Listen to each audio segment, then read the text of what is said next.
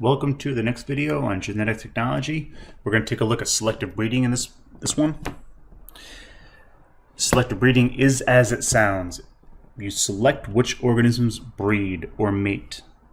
Let's take a look. This first scenario, the goal is to make larger corn. And thousands of years ago, corn used to be 19 millimeters long. Very tiny, really hard. You need a rock to smash it and to get to the nutritious stuff in the middle. And it was like eating a raw potato at that. So the largest corn plants, they would be selected to mate, meaning you would take pollen from the one large corn plant and put it on the flowers of the other corn plant. That's how plants mate. And you would not let the small plants mate or breed together. So you only choose the individuals with the desired traits that you want, meaning, in this case, the largest corn. And you let them reproduce, not letting the other ones. And the next generation, you have a higher frequency of larger corn plants. You keep this process going. Only take the large corn plants, let them reproduce, get rid of the other ones. And the next generation, you have all the plants that are larger than you started with, and you even have some larger ones. A mutation might have happened. But you see that the plants are not always going to be big, so it's not guaranteed that you're going to have all very large plants or corn plants, because this is sexual reproduction. That creates variation.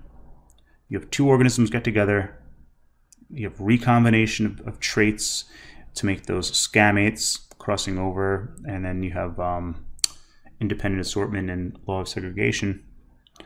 So you're going to get some variety, but you just got to keep choosing the large plants to reproduce. So it's not a guarantee you'll get everything you want. And you keep this process going, and this final generation is going to be very large. So as it sounds, it does take many generations for the selective breeding process to work effectively. But in the end, you'll have a larger population of corn plants that are big. You have a higher frequency of large corn. And again, this has been going on for thousands of years because you don't need a laboratory to do this. You simply just pick and choose what plants or what animals you want to reproduce, and you let that happen. And you keep the other plants or animals out of the equation. Therefore, you're selecting which organisms breed. Our next scenario, the goal, you want to make the fastest horse possible because you want to win your competitions, you want to make some money. Who doesn't? So in this scenario, you have, it looks like the fastest one is 26 and 25 is the next one. You have them breed. The next generation, has larger horses. Faster horses. But you do have some horses that are not as fast, like at 24 mile an hour, 23. Again, sexual reproduction. The traits that you want aren't always guaranteed, but you do have some really fast ones in here. 29, 28. That's faster than what you started with. You choose those, let them reproduce, and the next generation you'll have fast horses. You even hit 30 in there. 31 miles an hour, 31 miles an hour.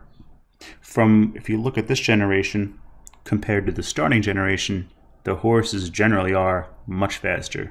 Any one of the horses in that third generation will beat that first generation in a race.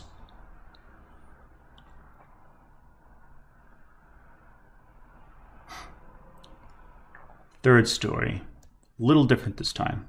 You need a fast maturing cow that produces or yields the most milk. Male cows, it looks like from our story here, they mature faster than the female cows. It looks like 3.5, 3.0, 2.5, and 3.25 years for maturity for the males. Females are like 4, 4.25, 4.25, and 4.5. But the females make milk. Males don't. Problem with the females, though, they don't produce milk until they mature. So you want to get some of those fast maturing males to mate with the high milk producing female cows. So you take the fastest maturing male cow, you mate it with the highest milk producing female cow, and you get a whole bunch of children. You have some slow maturing, fast maturing, you have some females and males, but you want to look for the cow that has the fastest maturity and the highest milk yield right there. If you want to increase the amount of cows with that combination of traits that you wanted together, meaning you put fast maturity and high milk yield together, that's called a hybrid cow, meaning you put two desired traits together in one by selectively breeding. Kind of like a hybrid car. You have two positive things in the car. You have electric and gas. If gas fails, you have electric. If electric fails, you have gas. It's always good to have a backup, especially with cars. But in this case, you put two positive things together. That's a hybrid.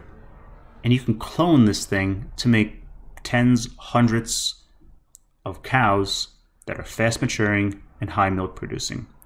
If you don't have a laboratory, you can continue this sexual reproduction or selective breeding process. Take this female, mate it with the fastest maturing male. Together, you have hopefully more cows with those traits. Again, it's not guaranteed, but these cows are all from the same parents. So this is what we call inbreeding, when two siblings get together, and this could cause quite a few problems. No laboratory is needed, but inbreeding does present its own problems. It is very common for dogs, it is very common for farm animals, which could lead to a lot of health issues. And let's take a look at that. What do you mean by this health issue thing? Inbreeding. So there's 3 generations of dogs. In the first generation, one of the dogs is a carrier for a really bad disease. They have that recessive deleterious allele, harmful allele. It will give a dog no arms and no legs. But in order to show this trait, you have to have 2 lowercase r's, meaning homozygous recessive. So the parents get together, they make 3 kids. All the kids have that harmful allele, but they're heterozygous. And they can't be homozygous recessive if you do the Punnett square. So they're all carriers. And you might not find another dog family with this bad allele for thousands of miles. More hundreds.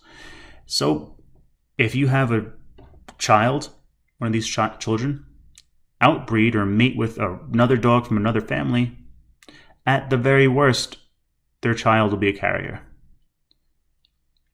But if you have one of these siblings, the carriers, mate with one of their siblings, inbreeding or incest, you have a 25% chance of making a dog that's homozygous recessive.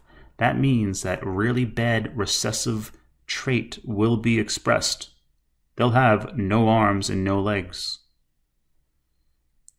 So that's why it's really bad to inbreed or do incest, because if you have bad traits in a family, they might not be found for miles and miles away. But if you mate with someone in your family, well, you found someone with that bad trait, probably a carrier, and you can make babies that express that trait. So a few questions. Do you need a science lab to do this? Or can you do this in your own backyard? Your own backyard, you just choose what organisms make babies. It's that simple. Select who breeds. How do the changes occur in the plants or animals? Meaning, what causes the random changes in a population? Random changes, that should just throw up a flag for you. Mutations. Changes in the DNA base sequence, meaning the letters A, T, C, G. Those are the bases. Most mutations are bad. and they get weeded out quite fast. But sometimes you get a good mutation which could help you survive your environment. That's called an adaptation. That's a later video on evolution. Does this process take one generation or many? That's clear and cut. Many generations. And the desired traits, they're not guaranteed because this is a sexually reproductive process. Positives and negatives. Positives. It's a process that increases the frequency of things you don't want or things you do want. Yeah, things you do want. Desired traits and combinations of traits in organisms, but it does take many generations to happen. 2, kind of hinted at this in number 1, you can combine favorable traits between 2 organisms, but they have to be the same species.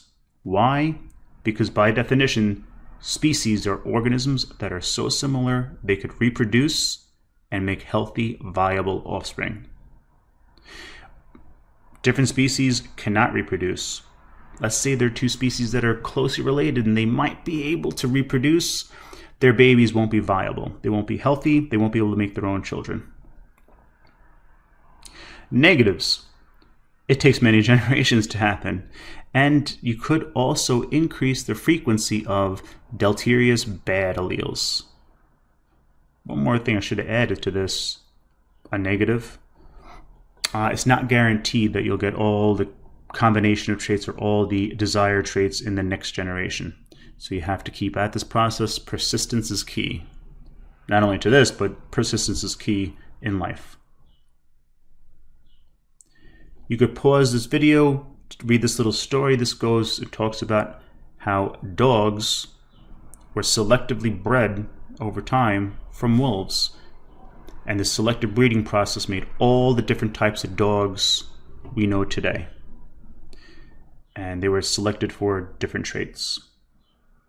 This is a little story about the corn that we talked about earlier. How corn used to be, how it was selectively bred to be what it is today. So you could pause the video and take a little read at the story. And that's it for the video. Thank you for watching.